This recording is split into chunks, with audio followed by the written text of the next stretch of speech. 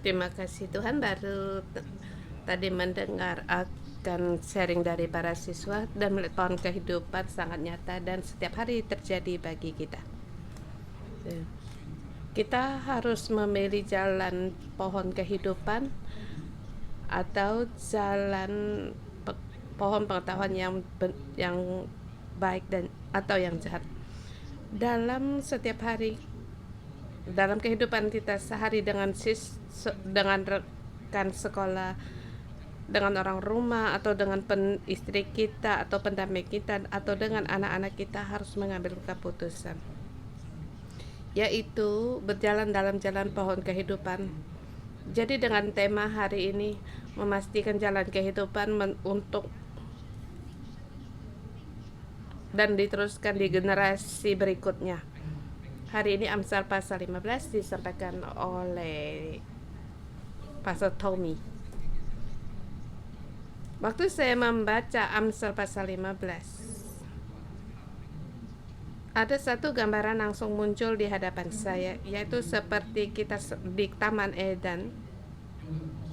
Ada dua pohon, satu pohon kehidupan, satu pohon pengetahuan yang baik dan tentang yang jahat.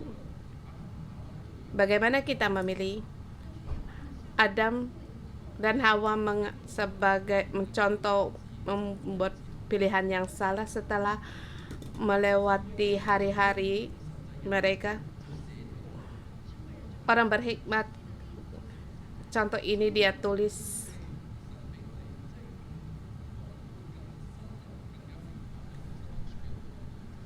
sehingga kita lebih mengenal, melihat bagaimana jalan kebenaran itu untuk terus kita melangkah. Di ayat keempat dikatakan lidah lembut adalah pohon kehidupan. Di sini kita melihat lidah kita bisa menjadikan kita sebagai pohon kehidupan.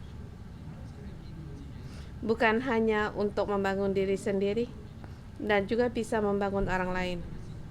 Bersamaan lidah kita bisa merobohkan kita sendiri dan juga bisa merusak orang lain. Itu tergantung bagaimana kita memilih dalam memilih keputusan. Ayat 1 sampai 4, lidah harus menjadi pohon kehidupan. Ayat pertama dikatakan, jawaban yang lembut meredakan kegerapan, yaitu jawaban kita atau reaksi kita. Lidah kita merupakan satu pelajaran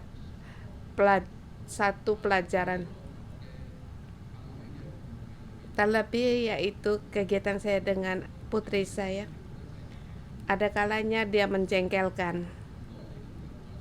Kalau kita di sini sebagai ayah dan ibu, kita mengerti apa yang saya maksud.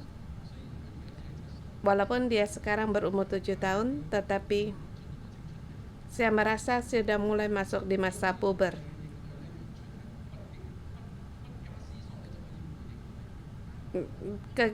Kegiatan dengan saya bisa jawabannya bisa membuat saya sangat kesal. Tapi puji Tuhan, saya ada penolong. Lewat latihan dari penolong yang bertahun-tahun, memilih jalan pohon kehidupan. Seperti satu perkara, dia membuat saya menjengkelkan saya sampai marah, sampai saya lupa. Tetapi saya tenang, saya memahami keperluannya. Rupanya apakah adik khawatir ayah tidak mengasihimu atau meninggalkanmu? Kebanyakan dia menjawab iya. Kemudian suasana saya, hubungan saya dengan saya langsung dipulihkan. Jadi istri saya punya cara untuk menyelesaikan perkara. Kalau putri saya punya emosi, 90% itu dari ayah. Merasa ayah tidak mencintainya atau merasa ayah akan meninggalkannya. Bagaimana cara kita menjawab dengan lemah lembut? Yaitu memilih pohon kehidupan. Poin kedua. Ayat 5-11. Memilih jalan pohon kehidupan. Di jalan pohon kehidupan. Kita lihat ada jalan orang benar, ada jalan orang fasik, atau jalan orang bodoh. Saya menemukan orang bodoh, orang bebal, orang fasik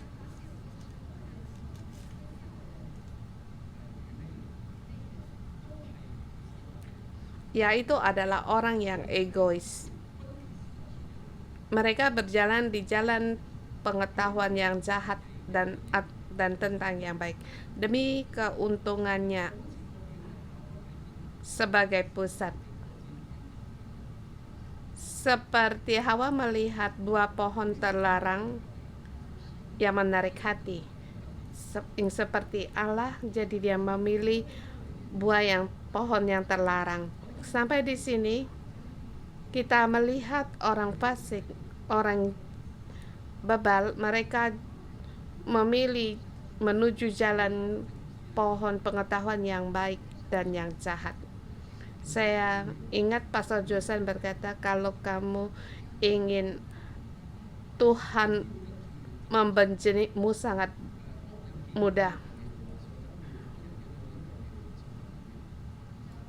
Ikut dalam Amsal berkata, persembahan orang bebal adalah dan jalan orang fasik adalah kebencian bagi Allah. Kalau kamu berjalan di jalan ini, Allah akan benci padamu. Jalan yang bagaimana? Yaitu jalan pengetahuan tentang yang baik dan yang jahat. Kamu memuaskan dirimu sendiri dengan keegoanmu sendiri sebagai pusat. Pada saat kamu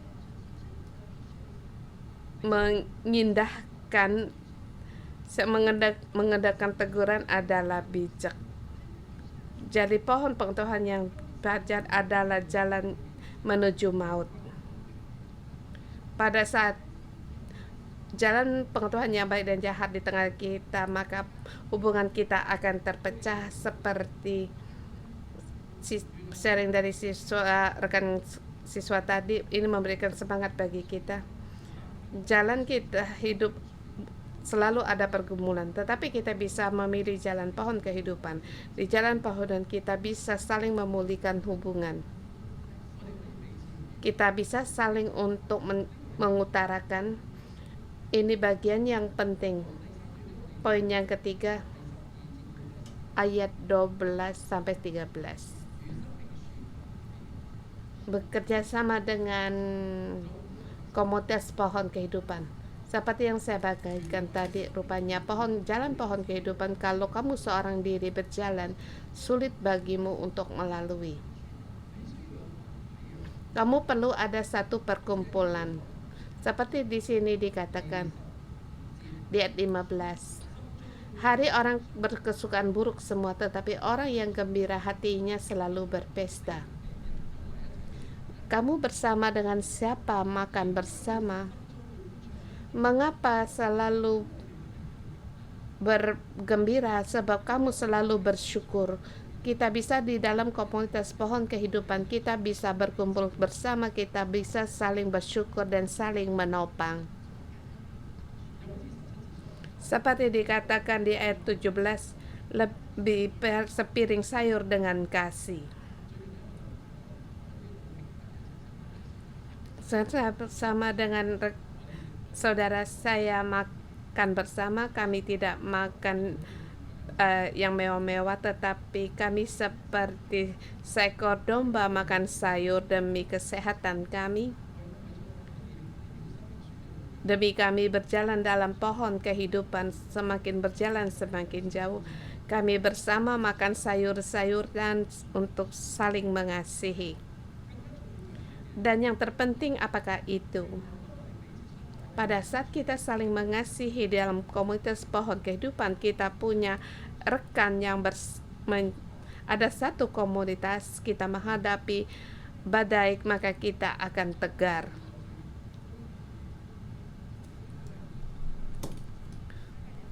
2 minggu 3 minggu yang lalu terjadi, saya ada sedikit gesekan dengan istri saya.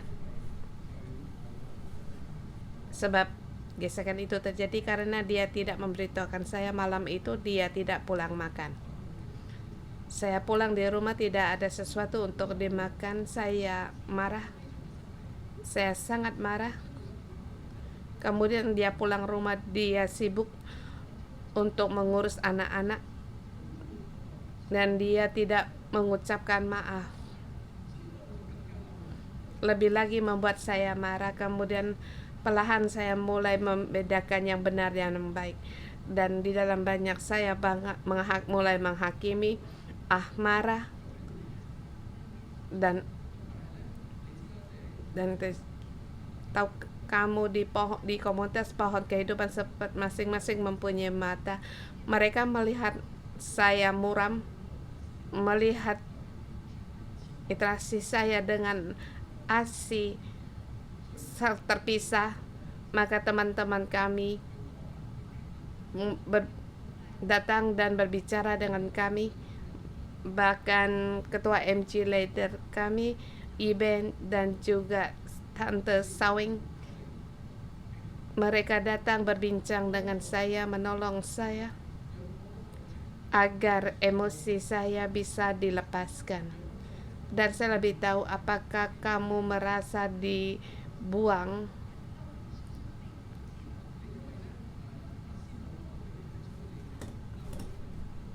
oleh karena Asi tidak memberitahukan padamu, jadi kamu sangat merasa dibuang.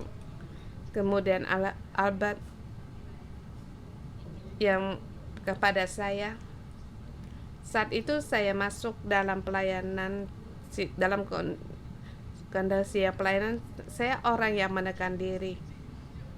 Dia berkata, selesaikan perkaramu dulu baru selesaikan masalah ini.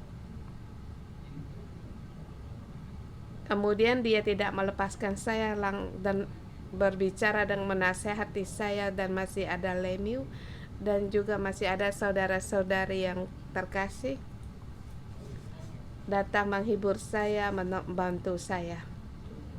Jadi saya baru bisa emosi kasar perlahan padam dan kembali memilih untuk berjalan dalam pohon kehidupan.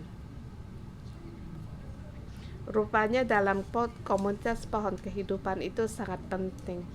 Kalau tidak ada komunitas pohon kehidupan, saya percaya mungkin saya perlu seminggu atau beberapa hari baru bisa menyelesaikan emosi saya. Pada hari itu,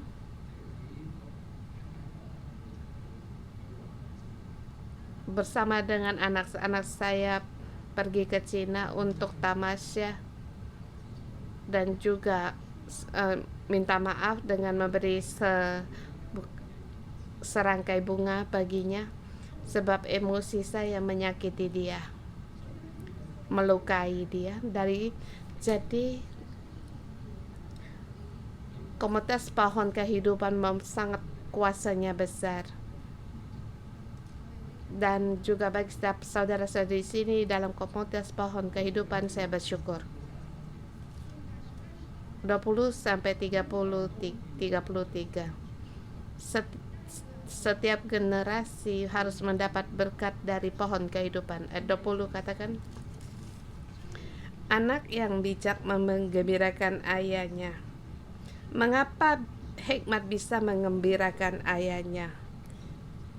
Mengapa kita bertanya, mengapa dia bisa menjadi anak yang berhikmat? Anak seperti kertas yang polos. Dia mengkopi dari sifat ayah ibunya.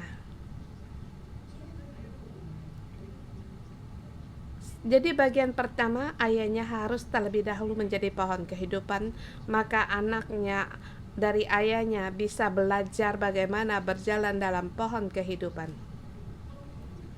Pada saat ayahnya melihat waktu dia berjalan dalam jalan pohon kehidupan, maka dia akan gembira.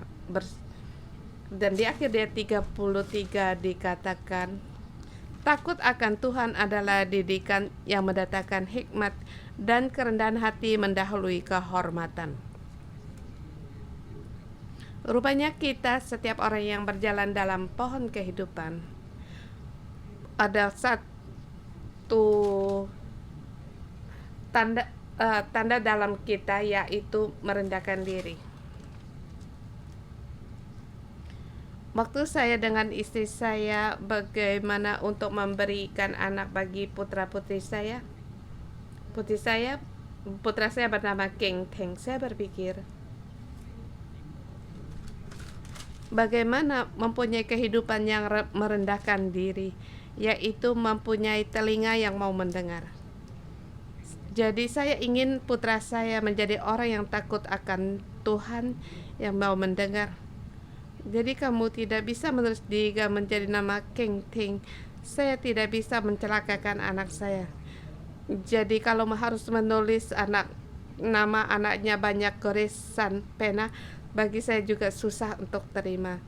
Tapi di dalam Tuhan, Allah berikan satu pilihan,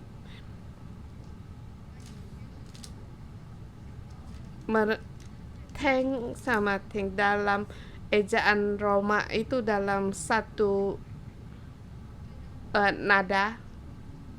Jadi waktu kata King Ting, saya ingin agar kehidupannya masuk dalam kehidupan dengan kerendahan hati. Rupanya telinga kita punya telinga yang mau mendengar.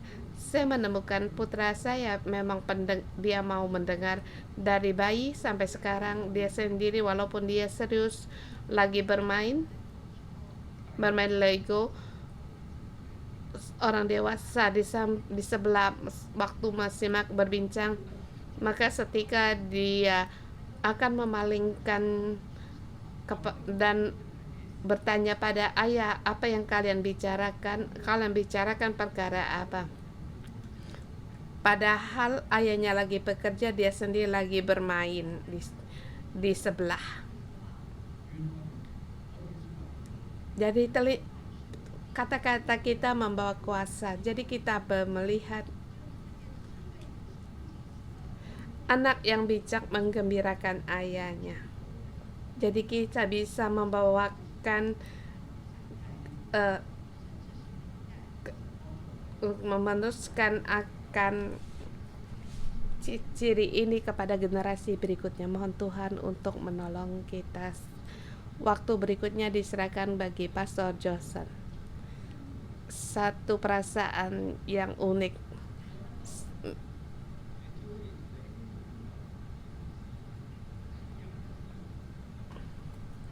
Tapi makna berbeda, rasanya berbeda.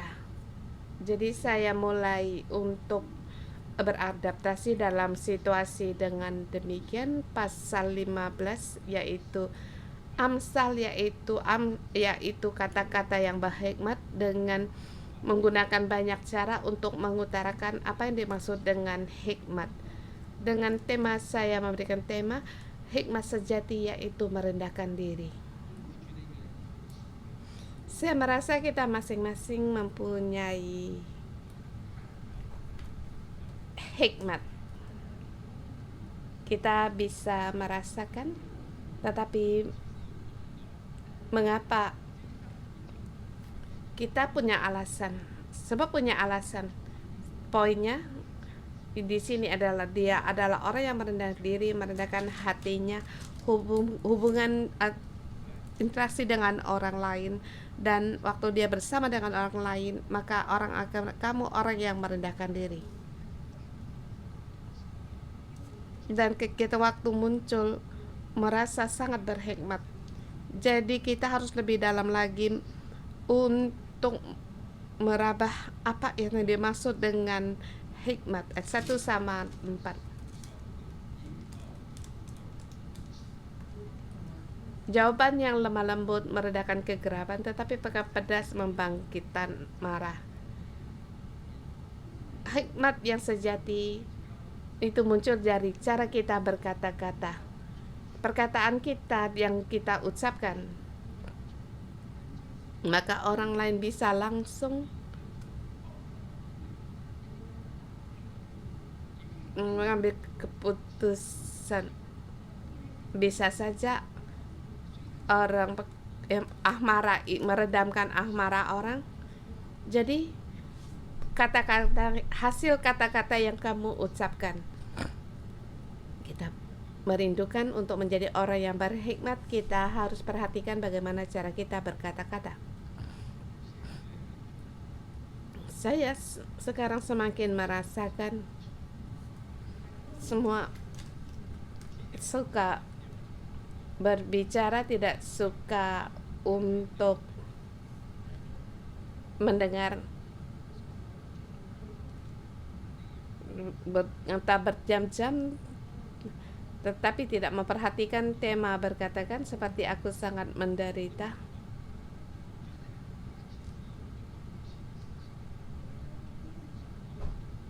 Dia punya pikir atau ada hubungan dengan sendiri. Lah, kalau kamu mengatakan kamu lihai, aku lebih lihai.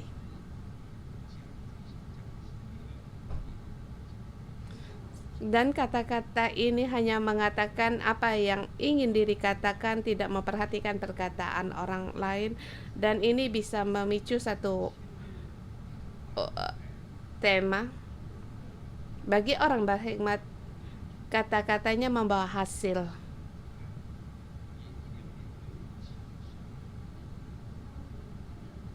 Dia begitu melihat orang marah, dia berkata pada poin yang tepat, maka amarahnya pun meredah.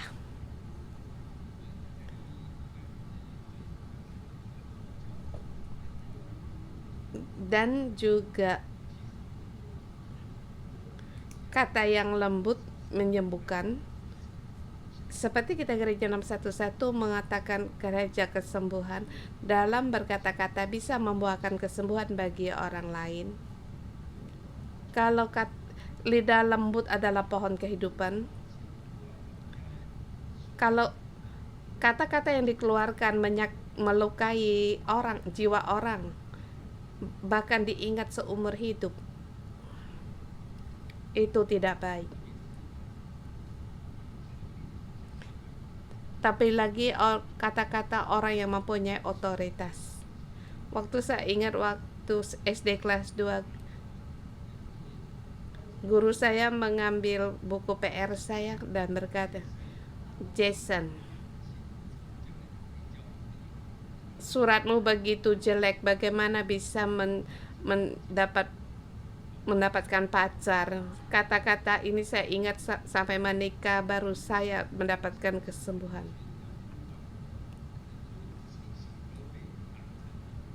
Kamu ingat dari kelas 2 SD mendengar kata ini langsung semangatnya padam. Ini dikatakan oleh gurunya, padahal baru kelas 2 SD.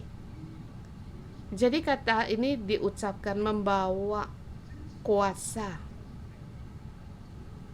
Jadi hikmat sejati itu bisa dinyatakan dalam cara berkata-kata. Jadi perhatikan kata-kata hasil dari perkataan kita.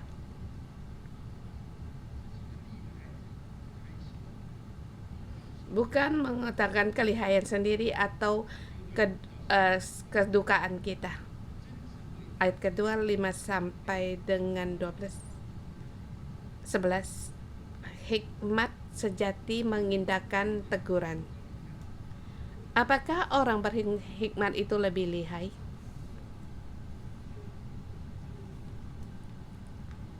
Saya tidak begitu merasakan, sebab masing-masing hampir sama. Sebab masing-masing manusia mempunyai keterbatasan.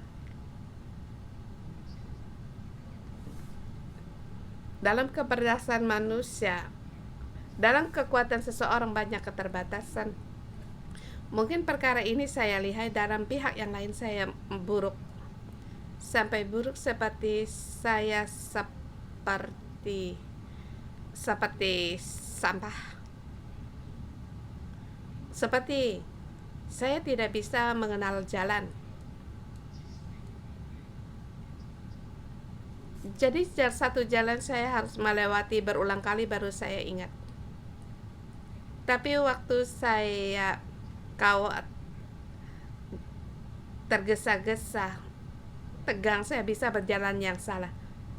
Di Taipei, saya pernah mengendarai sampai 2 jam. Satu yang sangat menyedihkan. Sebab waktu kecil, bayangan dan keadaan di Taipei berbeda dengan yang sekarang. Tapi ada kebagian lain, kamu punya kelemahan. Demikian juga cara pandang manusia dan pengetahuan manusia sama. Kamu merasa kamu orang yang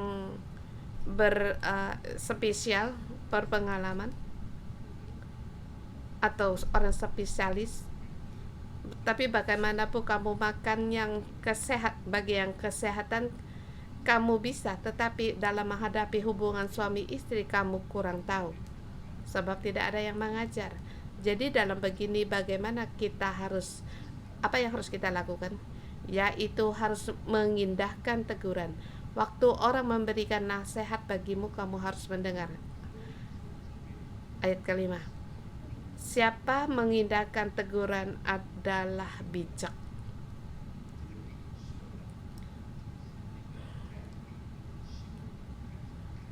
Di sini mengindahkan yaitu seperti di Taman Eden, yaitu memelihara.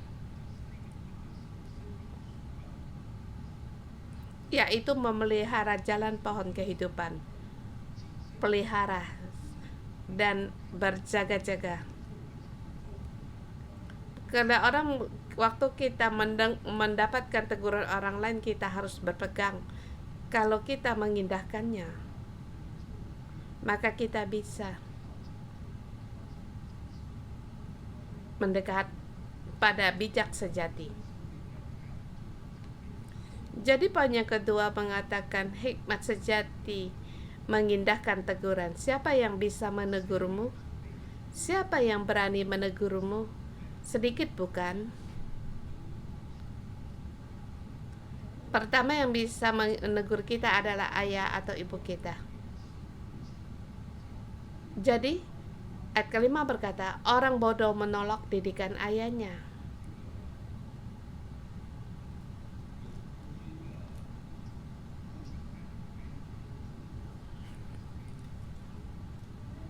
Saya melihat ayahnya sangat unik.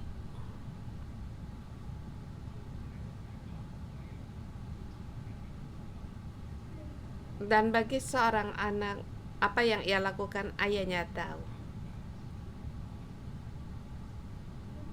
Jadi kita harus paham, demikian juga ayah ibu kita melihat kita.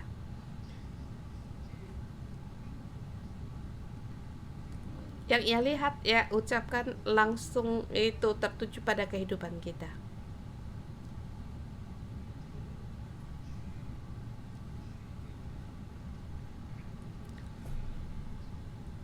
Kalau kita tidak mengindahkannya, maka itu kita tidak berhikmat.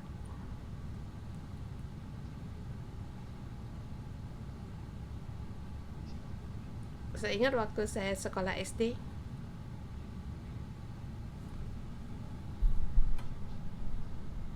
saya tidak berkata saya harus nomor satu atau orang yang terpandai.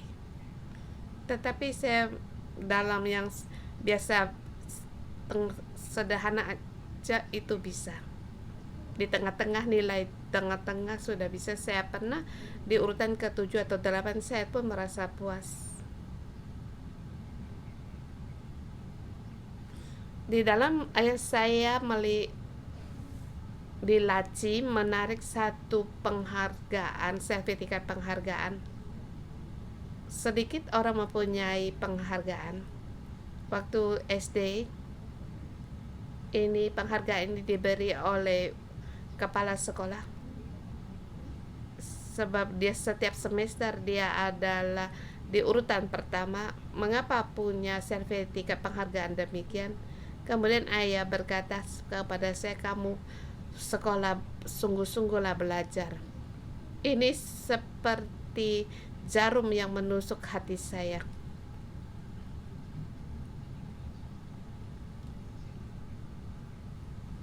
Jadi saya mendengar atau tidak mendengar, jalan ini akan berbeda. Ayah saya tidak selalu berkata perkara saya. Sebab saya melihat saya dari kecil hingga dewasa orang yang penurut, tapi setiap katanya bisa menusuk hati saya. Jadi kita harus mengindahkan teguran dan kita harus mengutamakannya dan meletakkan dalam titik yang tinggi untuk kita mendengar. Waktu kita mendengar maka kita akan berbeda. Seperti kita di rumah kita punya harta, kita harus tahu bagaimana untuk mengelolanya. Jadi orang jahat, maka harta bendanya semakin banyak, hidupnya semakin kacau. Ayat ke-8 dikatakan orang fasik dan orang benar dua-duanya bisa berdoa. Tapi orang yang jujur doanya Allah berkenan. Bagi orang fasik berdoa menyebut Tuhan, Allah langsung marah. Atau merasa kamu tanpa masalah, mengapa kamu memanggil aku? Dan jalan orang fasik akan timbul masalah. Dikuncinya di mana? Yaitu mengindahkan teguran. Ayat ke-10, siapa benci teguran akan mati. Dan juga dunia orang mati, kebinasan terbuka di hadapan Tuhan.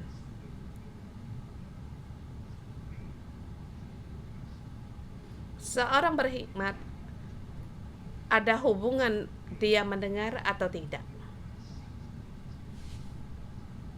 Apakah dia mendengar teguran dan dalam hatinya apakah merendahkan diri, itu ada hubungan. Dia mengerti, saya paham, ada kalanya dia tidak mengerti. Orang memberitahukanmu merupakan satu anugerah yang besar. Kita jangan cepat-cepat untuk menjelaskan selalu perkara bukan demikian perkara, tapi haruslah kita berkata terima kasih kamu memberitahukanku. Kemudian lebih banyak merenungkan dan mencari Allah, maka Allah akan memberi kita banyak petunjuk. Jadi kita harus mengindahkan teguran. 13 sampai dengan 13.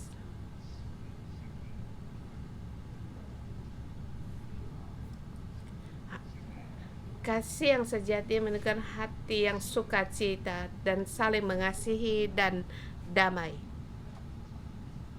Bagaimana kamu tahu dia orang itu berhikmat? Lihatlah orang itu. Apakah dia orang yang bersukacita? Hubungan dia dengan orang lain apakah baik? Apakah orang ini orang yang damai? Dari sikap ini bisa dilihat. Jadi orang yang berhikmat sangat memperhatikan hatinya. Hati yang gembira membuat muka berseri-seri, tetapi kepedihan mematahkan semangat.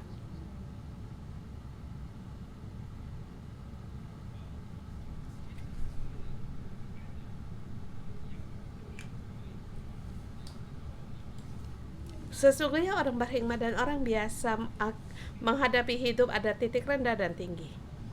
Tiada ada yang lain. Tapi di sini mempunyai cara melihat pengetahuan atau pengertian. Di dalamnya bisa melihat anugerah Tuhan, melihat kebaikan orang lain, kemudian bersyukur, maka dia akan bersukacita.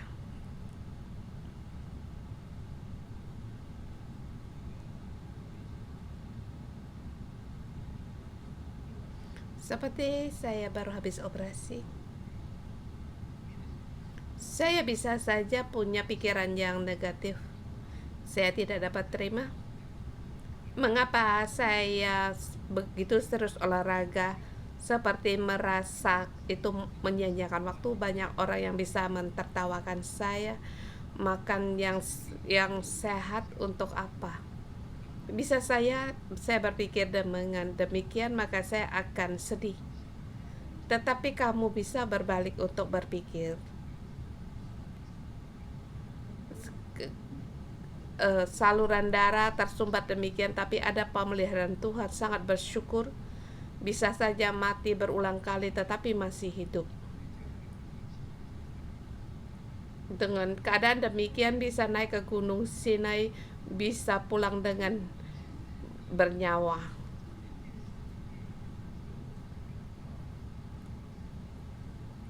Dalam perkara ini kamu bisa melihat anugerah Tuhan. Saya ingat dulu khotbah dari Pastor Joshua, kemudian saya giliran dengan Pastor Hokit, akhirnya menjadi 4 orang giliran, dan sekarang lebih banyak lagi. Semakin saya berpikir, apakah saya berkhotbah kurang baik? Sebab dari 2 orang menjadi 4 orang. Saya punya pikiran yang demikian. Sekarang saya melihat kembali, kalau kesehatan saya buruk, saya terlalu lelah. Saya lelah sampai tidak merasakan kelelahan saya, dan ini dilihat oleh Pastor Joshua. Dia ingin saya istirahat yang banyak dan memberitahukan pada saya. Tapi saya selalu berpikir tentang pikiran orang lain. Di perkara ini saya tidak berhikmat.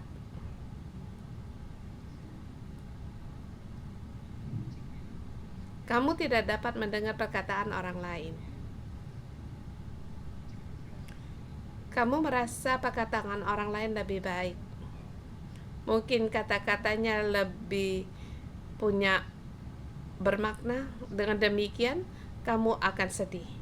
Tapi bagi orang berhikmat, dia punya pandangannya demikian.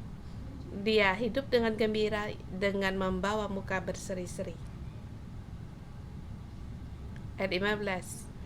Hari orang yang berkesusahan buruk semuanya, tetapi orang yang bergembira hatinya selalu berpesta.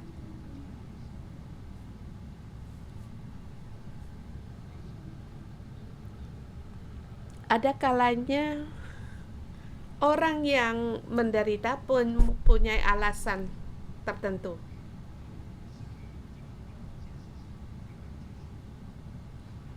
Tapi pasti ada alasan menjadikan dia terus susah. Seperti banyak yang baik, tetapi dia selalu berpikir hal-hal yang menyedihkan, sehingga ada alasan untuk dia bersedih. Ada sebagian orang demikian.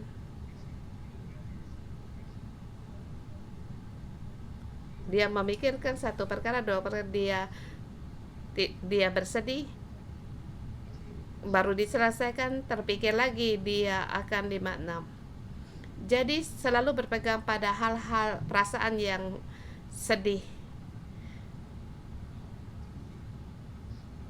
Punya kebiasaan yang buruk.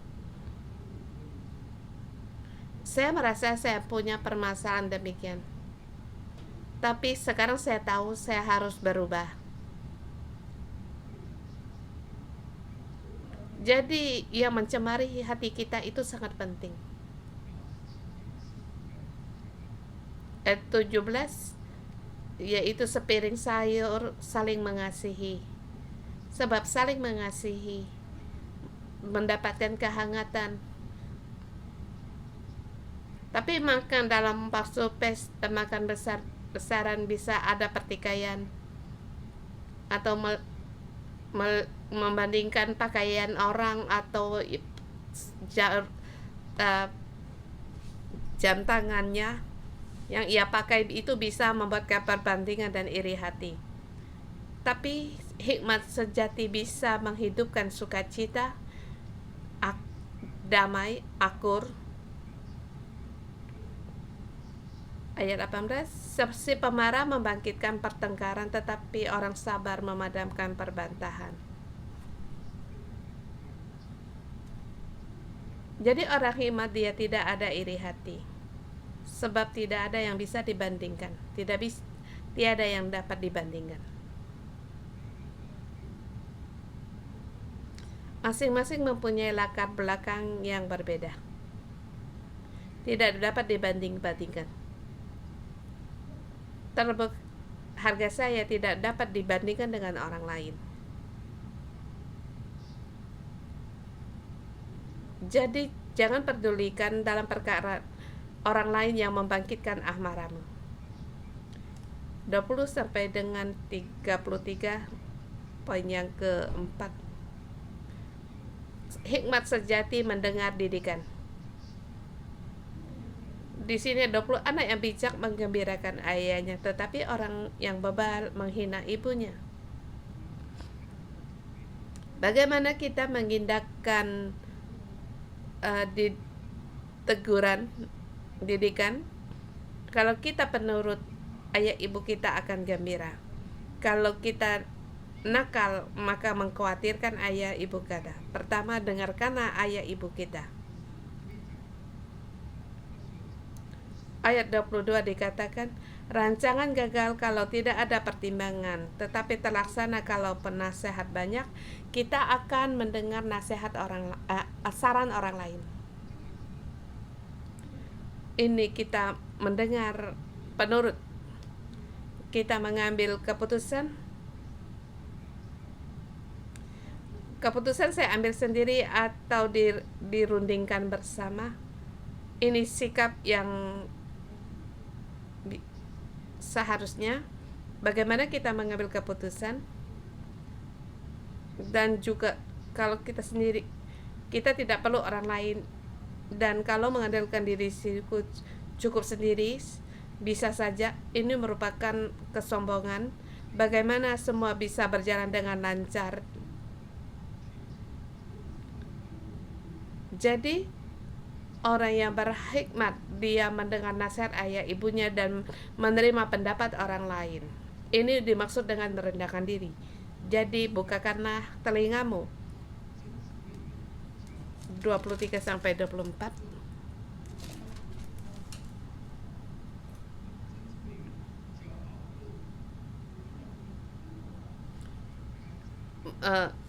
Hikmat sejati meninggalkan tipu muslihat, keserakahan, dan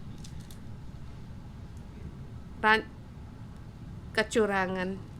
Kita harus mendengar nasihat, mendengar pendapat orang lain, tapi ada kalanya kita harus menjauhkan, bahkan kita meninggalkan, sebab ini yang dibenci Allah, baik itu iri hati atau keserakahan atau orang yang berbuat jahat atau rancangan yang jahat. Ini harus kita tidak boleh mendekat, kita harus menjauhinya. Salah satu pihak kita harus mendengar pada nasihat, dan salah satu pihak kita harus menjauh dari orang yang mempunyai rancangan yang jahat. Dan satu komunitas sangat penting. Kita harus bisa memilih dalam satu komunitas. Dan sekarang kita katakan,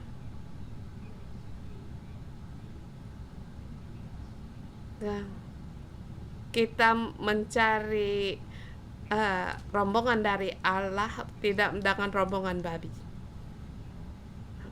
Banyak hubungan, jangan mengikuti rombongan penjudi. Seperti kamu ingin berolahraga, apakah kamu bisa terus untuk berolahraga? Kuncinya dengan siapa kamu berolahraga. Kalau kamu mengikuti orang berjudi 1, 2, 3 bulan, maka habislah kamu.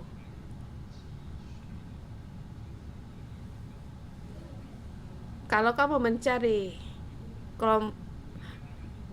kumpulan Tuhan atau orang olahraga, maka kamu akan terus berolahraga, maka kesehatanmu akan terjaga. Dan dalam hati saya kerjakan berolahraga, saya tahu hati kita bersedia, tetapi tubuh kita malas, punya kelemahan. Tetapi di dalam Allah tiada yang mustahil, semuanya sama. Aku harus menjadi orang yang berkhidmat. Ada kalanya harus meninggalkan dia, yang seraka pada kekayaan kita harus meninggalkan dia, menjauh dari dia, menjauh dari orang yang tinggi hati, yang iri hati. Maka kamu secara otomatis mendekat pada orang yang baik, yang berhikmat. Ayat 33 sampai kerendahan, hikmat sejati yaitu merendahkan hati di poin yang terakhir. Di sini dalam cara berkata-kata yang lembut, Yesus berkata, aku yang lemah lembut. Di ayat ketiga dikatakan menegaskan, ayat 31 mengatakan teguran. Ayat 30 didikan, teguran. 33 mengatakan takut akan Tuhan adalah didikan yang mendatangkan hikmat. Dan didikan di ayat 32 sama, dalam dasar kata yang sama, didikan. Dan kesimpulan yang terakhir yaitu harus dengan kerendahan hati. Mohon Tuhan tolong kita sangat terbatas. Kita tidak puas, tidak cukup pada ayah dan ibu kita berbicara kepada kehidupan kita, kita harus berpegang padanya. Pada saat teman-teman kita dengan membawa keberanian memberikan nasihat bagi kita, kamu harus percaya dia dengan membawa keberanian. Mungkin dia melihat perkaramu telah lebih dari setengah tahun, tetapi dia akhirnya mengambil keberanian untuk memberitahukanmu, maka kamu harus mengindahkannya. Jadi kamu harus punya hati yang rendah hati, telinga yang mau mendengar. Ini hati yang penuh dengan kerendahan hati, maka kamu bisa masuk dalam hikmat yang sejati. Mohon Tuhan tolong kita.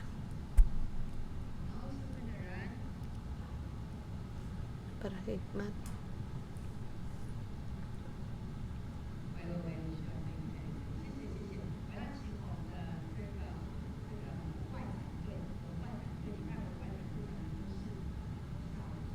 Di hari ini mereka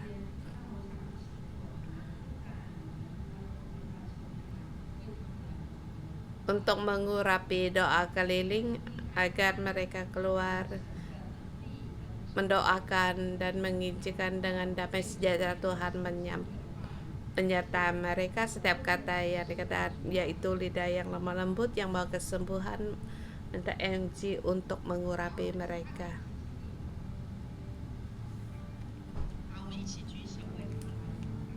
Dan mendoakan mereka. Tuhan, kami punya keinginan, kami berharap waktu orang-orang yang di Chunuan bisa mendengar Injil. Tuhan, urapi mereka, tim dalam penginjilan, setiap mereka keluar membawa kuasa firman-Mu, urapan-Mu.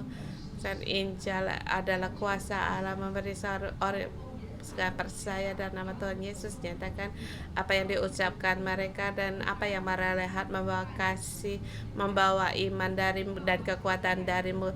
Tutup bungkus mereka denganmu dan perlengkapi mereka dengan perlengkapan senjata ilahi, berkata keselamatan, berjira keadilan, berikat pinggang pada kebenaran dan berkasutan keredaan, memberitakan Injil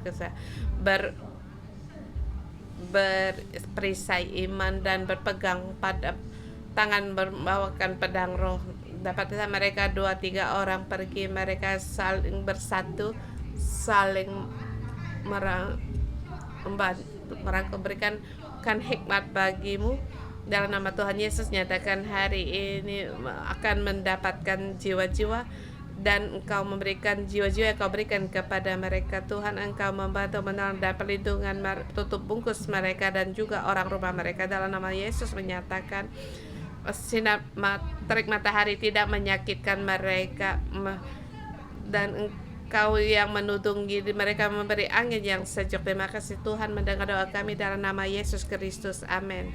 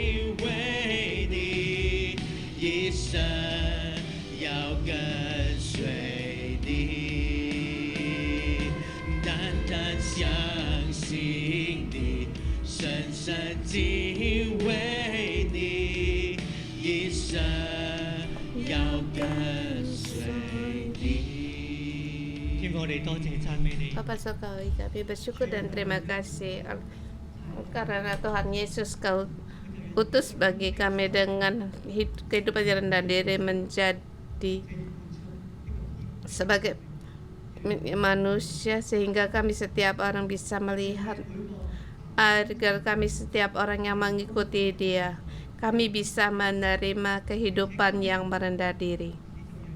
Bahkan hari ini kamu menjadi kami orang yang mengikuti Tuhan. Kami mau terima kehidupan yang rendah diri, bahkan kami menjadikan gereja. Di gereja kami bisa mendapatkan firman Tuhan. Firman Tuhan menjadi pengingat bagi kami. Mari kita bersyukur saudara semua dengan firman menjadi pengingat bagi kita sebagai pertolongan bagi kita dan petunjuk bagi kita, tujuannya agar kita mendapat hikmat sejati. Mari kita bersyukur pada Tuhan, sebab dengan firman-Nya Allah mengingatkan kita dan menolong kita agar kita menjadi orang yang berhikmat, mempunyai hikmat yang sejati.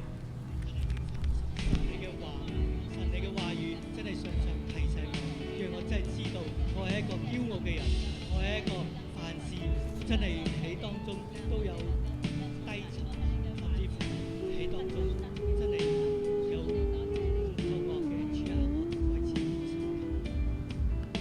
天父，我哋多謝你，主啊，因為係你嘅話語，成 Tuhan 為我 terima 哋腳 kasih 前嘅燈 atas firman-Mu yang menerangi kehidupan kami, agar kami berjalan dalam jalan yang berhikmat, agar kami hidup di dunia ini menjadi orang yang merendahkan diri dan berhikmat. Terima kasih Bapa Surgawi.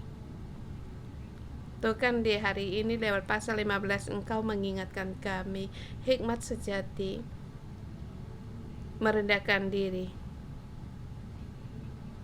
Kita harus memastikan jalan pohon kehidupan untuk diteruskan bagi generasi berikutnya.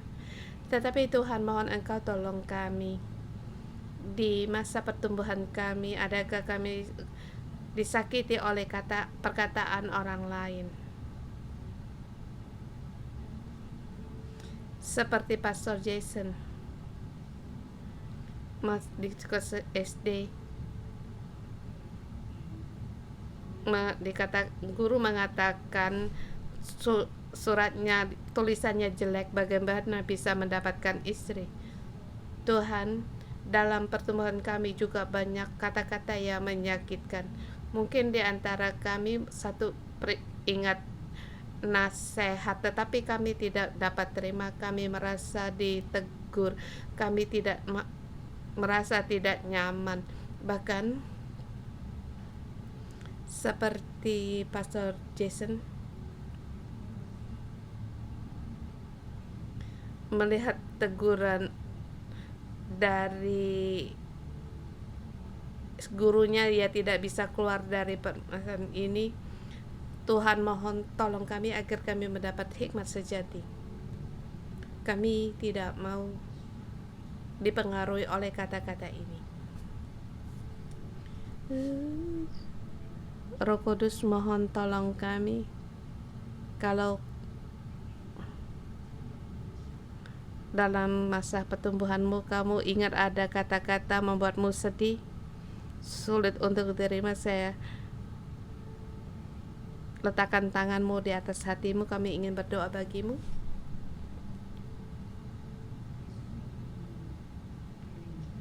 Tuhan, kasih-Mu memenuhi saudara-saudari kami. Pada kami meletakkan tangan kami di atas kami, Tuhan, Engkau menolong kami dari luka, baik itu kata yang merusak, bahkan masih tabhani yang tidak bisa dilepaskan. Tuhan, anugerah-Mu ada pada saudara-saudari kami. Engkau buang, cabut semua kata-kata yang menyakiti ini. Tuhan, Engkau berkata kemana Engkau menukar sebuah yang pikiran negatif menjadi yang positif, segala yang merobohkan dibangun kembali. Tuhan, juga salib Engkau tegakkan di dalam kehidupan kami, tidak oleh kata-kata lewat iblis yang merusak kami. Tuhan, Engkau melindungi kami setiap orang, mulai dari hari ini kata-kata seluruhnya pergi dari kami. Hikmat Tuhan, berkat Tuhan, kata-kata berhikmat Tuhan ada pada saudara-saudari kami semua. Tuhan, kami bukan hanya oleh teguran kata atau kata-kata tuduhan yang membuat kami susah terima, bahkan mulut kami mengucapkan banyak kata-kata yang meremehkan, kata-kata kekerasan. Kata-kata kami juga bisa meremukkan hati orang lain. Tuhan, mohon Engkau tolong kami. Kata kami telah kami ucapkan tidak bisa dicabut kembali, tapi Tuhan, kami datang di hadapan Engkau. Kami mau ngambil keputusan, kami harus mengekang lidah kami. Kami tidak mau membicarakan untuk menjatuhkan orang lain, bahkan di dalam amarah kami. Tuhan, agar kami mengalami Roh Kudus bisa menenangkan dan menolong kami. Oleh karena Engkau berkenan, kami saling membangun dengan kata-kata yang membangun. Terima kasih Tuhan. Saudara semua mengundangmu dua-duaan orang salam satu kelompok untuk membagikan kamu dengan hikmat ini. Adakah kamu kekurangan hikmat dalam bagian yang mana kamu harus untuk dinaikkan kembali? Apakah kamu orang yang mau menerima didikan atau mendengar setiap teguran? Bagaimana reaksimu? Apakah kamu bisa mendengar nasihat dalam hidupmu? Adakah menghidupkan sukacita dan damai dalam hatimu? Bersama dengan orang lain, apakah hanya kamu yang bicara, tidak mendengar pembicaraan orang lain? Apakah kamu orang yang mau mendengar kita saling membagi sharing? Mohon Tuhan tolong kita untuk saling mengikatkan, dan juga setelah bersharing untuk kalau ingin menambahkan hikmat, saling berdoa dan memberkati pihak lain, saling memberkati agar menjadi orang yang berhikmat.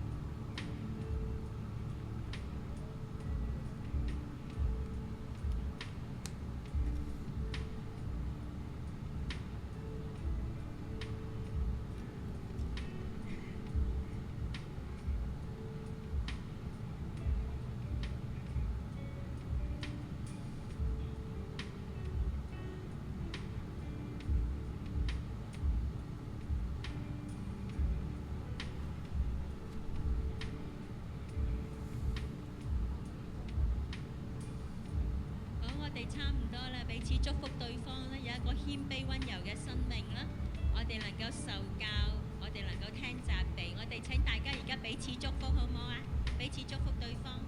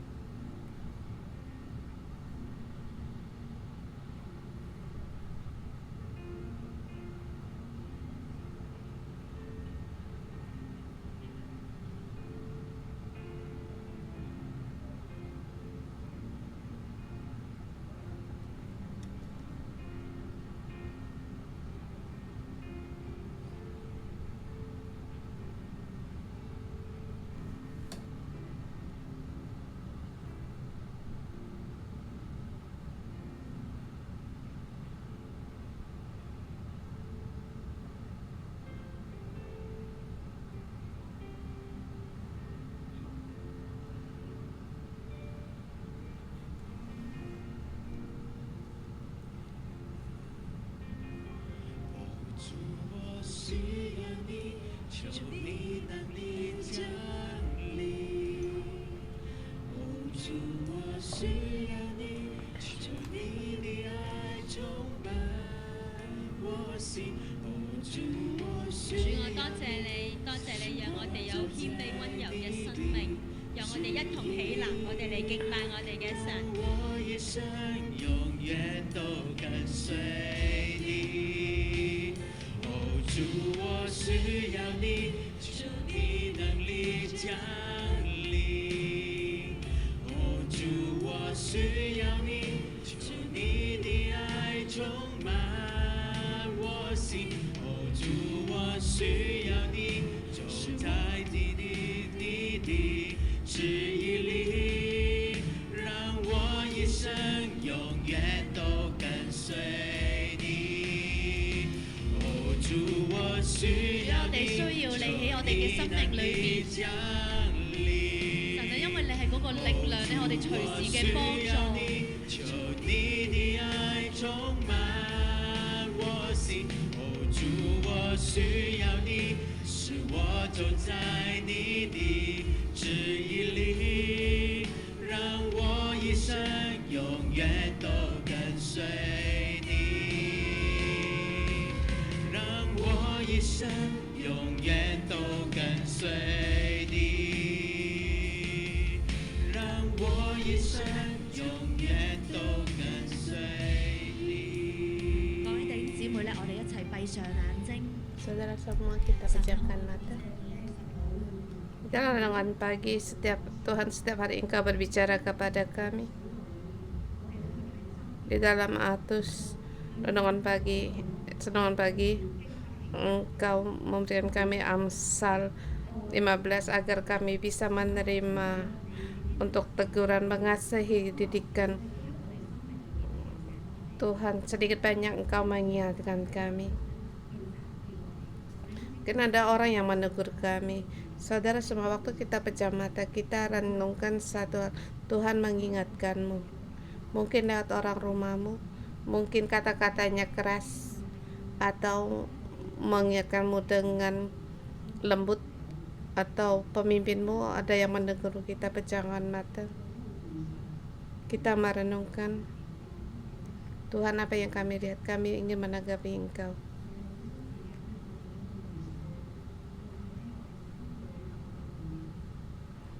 Kita menangkap Tuhan, Tuhan kami mendengar.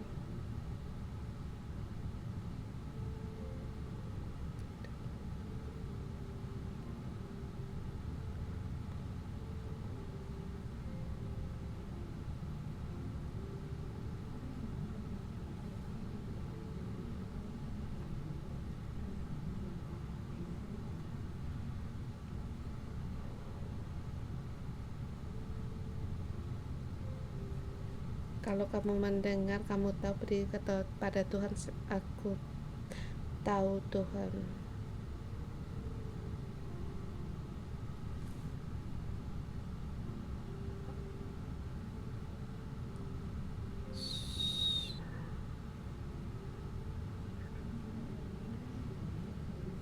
Saudara semua ikutin doa. Tuhan Yesus, terima kasih atas kasih-Mu yang hari ini memilih Engkau, menanggapi Engkau, menerima nasihat dari-Mu, baik kata yang nadaku yang berat atau meremehkan. Tapi Tuhan Yesus, aku bersedia membuka telingaku, membuka hatiku mendengar kata-kata-Mu untuk Engkau perluas, agar aku menjadi orang yang bisa menghadapi angin badai. Aku dalam nama Yesus mendeklarasikan Engkau terus menolong aku. Kehidupanku maka akan semakin naik, sebab Engkau mengasihiku sampai pada penghabis akhir. Dalam nama Tuhan Yesus, amin. Terima kasih Tuhan. Kiranya kita semua bersama berjalan yang berhikmat dan rendah hati. Saya mengundang semua untuk bersedia mereka keluar berjalan. Kita bersedia untuk berjalan dalam hikmat dan rendah hati, dan dalam hati kita bersama Tuhan. Tuhan, beri kami hati yang rendah, merendahkan diri dan berjalan-jalan pohon kehidupan. Mohon Tuhan tambahkan pada aku, walaupun aku ada kelemahan, aku bisa tetapi aku bersedia untuk jalan pohon bersih. Aku bersedia menerima hikmat yang dari-Mu, agar hidupku bisa menolong orang lain dan orang lain bisa mendapatkan kehidupan.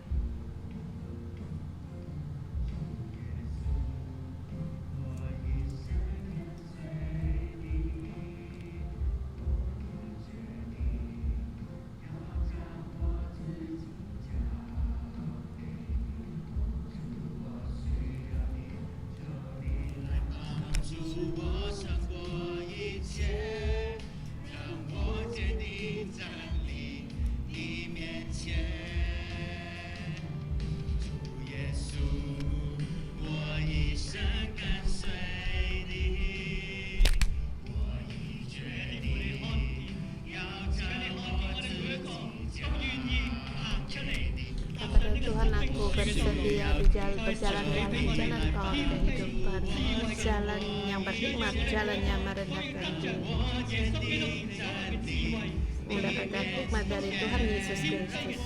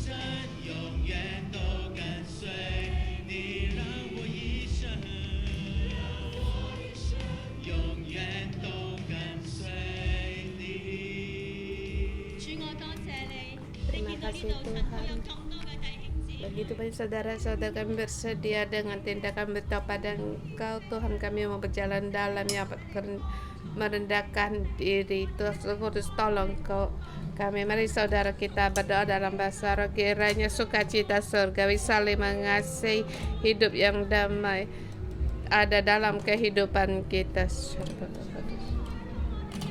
Tuhan buka hati kami, buka telinga kami, agar kami bersedia menerima nasihat dari orang lain, menghadapi teguran kami, tidak putus asa, kami tidak merasa disakiti. Roh Kudus, kami perlu akan kekuatan yang dari Engkau untuk mengubah hati kami. Syara bara bara bara bara bara bara bara. Syara bara syara. Tuhan, berikan kami damai sejahtera surgawi-Mu kepada kami, sukacita surgawi-Mu, agar yang kami sukacita yang kami dapat untuk saling mengasihi dan dalam hidup kami dengan damai, dan di dalam hati kami tidak mau dipengaruhi oleh banyak perkara, agar kami dengan kerendahan hati mengikuti Engkau.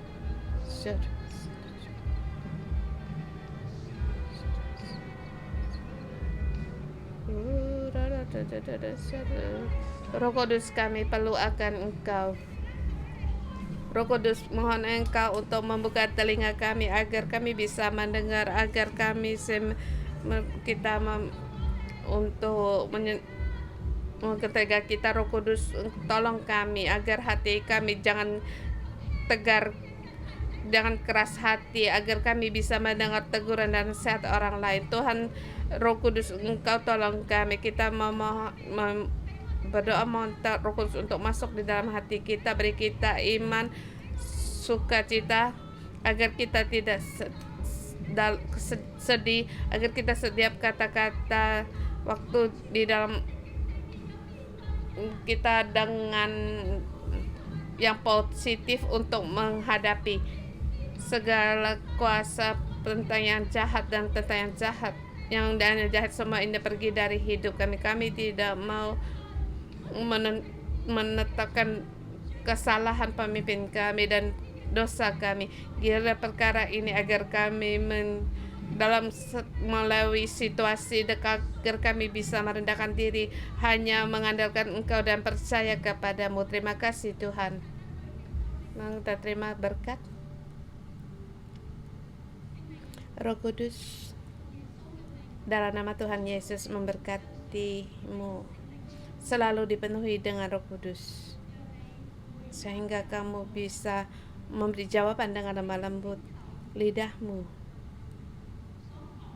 Setiap kata-katamu membangun kehidupan. Dan juga dalam nama Tuhan Yesus memberkatimu, punya lidah yang lemah lembut. Terima berkat sejati dari Allah. Dalam nama Tuhan memberkatimu, waktu ditegur oleh pemimpinmu atau orang yang tidak kenal menegurmu atau dinasehati, kamu bisa dengan lemah lembut menerima, menghadapi, dan buang segala penghakiman atau jiwa seperti orang yang disakiti. Dalam nama Yesus memberkatimu, kamu adalah berharga bagi Tuhan, dan di hatimu dipenuhi dengan sukacita dan saling mengasihi. Bahkan kamu penuh dengan damai sejahtera dimanapun kamu berada. Orang melihat adalah kerendahan hatimu dan kelemah lembutanmu. Dan dalam nama Tuhan Yesus memberkatimu, meninggalkan segala kesombongan, rancangan tipu muslihat, rancangan yang jahat, orang yang jahat, semuanya pergi darimu. Dalam nama Yesus, kerendahan hati mau diajar penuh dengan sifat-sifat Allah. Tuhan Yesus, terima kasih Tuhan. Dalam nama Tuhan Yesus memberkatimu, amin. Kita renungan pagi sampai di sini. Tuhan Yesus memberkati.